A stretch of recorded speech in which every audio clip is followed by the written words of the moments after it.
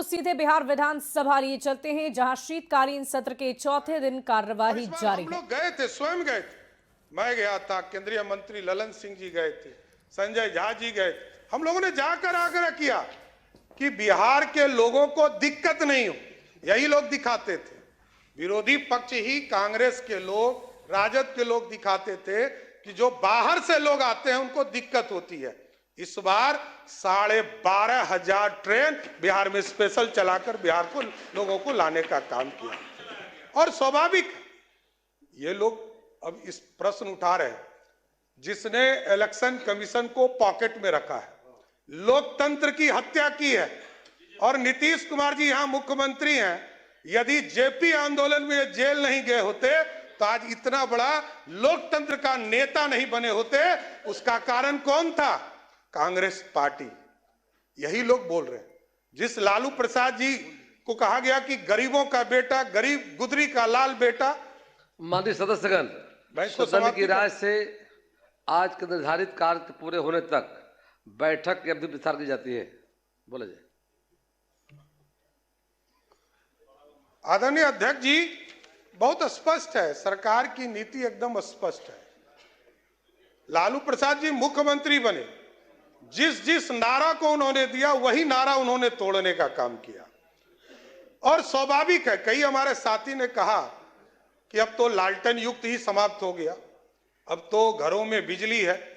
और बिजली बिल सिर्फ सत्ता पक्ष का नहीं, विरोधी दल के नेता का भी बिजली बिल आता है तो 125 यूनिट माफ कर कर आता है। यह नीतीश कुमार की सरकार है, किसी को छोड़ते नहीं है। 1,90,00,000 परिवार है, जिसके सभी परिवार को 125 यूनिट बिजली मुफ्त हम देते हैं। और जानकारी लीजिएगा और विस्तार से, आपको माननीय सदस्य अभी नहीं आई हैं, आगे और अब विस्तार से देखिएगा। सब्सिडी और अधिक देते हैं। और मैंने स्पष्ट तौर पर कहा कि मुख्यमंत्री हो, विरोधी दल का नेता हो या आम गरीब हो, बिहार की सरकार ने जब पॉलिसी बनाया कि 125 यूनिट हम सबको देंगे, तो सबको देने का काम किया, किसी को छोड़ने का काम नहीं किया। और मैंने वो दिन भी देखा है, माननीय अध्यक्ष जी, जब कांग्रेस की सरकार थी, यूपीए की सरकार थी, यूनाइटेड फ्रंट की सरकार थी, वो दिन भी हम लोगों ने देखा है कि जब कांग्रेस का राज था, सर्किट हाउस में बैठकर तय किए जाते थे कि कौन चुनाव जीतेगा, कौन हारेगा। हमारे लोग तो 30 वोट से हार गए। आप पूछिए, यहां बैठे हैं भाजपा के विधायक, 30 वोट से हमारे चुनाव हार कर आए। सत्ता का दुरुपयोग करना होता तो हमारे लोग चुनाव जीत कर आए होते। ये समझिए, आप ये समझिए, ये लोकतंत्र है, ये लोकतंत्र है। और हमारे लोग हजार वोट के नीचे कितने लोग आए, ये हार कर आए, ये भी बताना चाहता हूं। और हम लोगों ने वो भी देखा है, 2000 का चुनाव, 95 का चुनाव, 6 महीना तक चुनाव चला था बिहार में। और जो चुनाव कराने वाले इलेक्शन कमीशन के कमिश्नर थे, वो कांग्रेस के सदस्य बनते थे, राज्यसभा के सदस्य जाते थे। और जो सुप्रीम कोर्ट में जज बनते थे, वो भी कांग्रेस पार्टी के सदस्य होते थे। कभी जज बनते थे, कभी राज्यसभा जाते थे।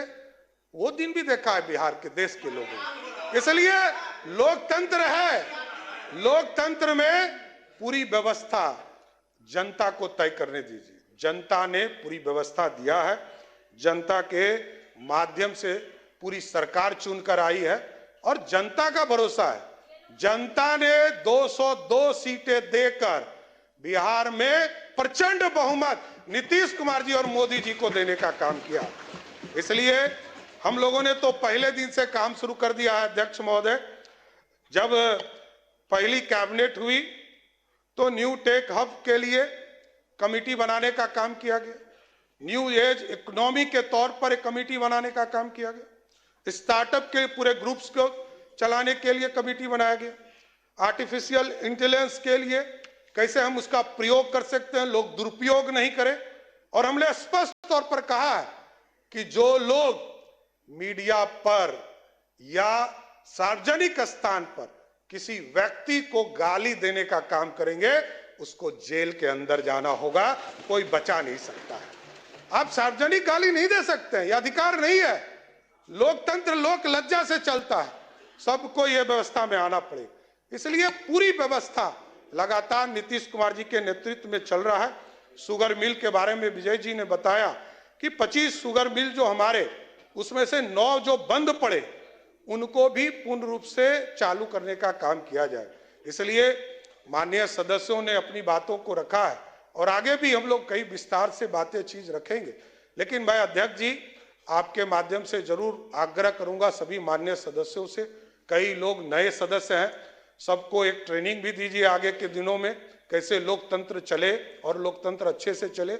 लेकिन आज जरूर आग्रह करूंगा कि राज्यपाल अभिभाषण में जो आज वाद विवाद हुआ है, इसको आप लोग पारित करने का काम करें और महामहिम राज्यपाल को धन्यवाद देने का काम जरूर इस सदन करे। धन्यवाद।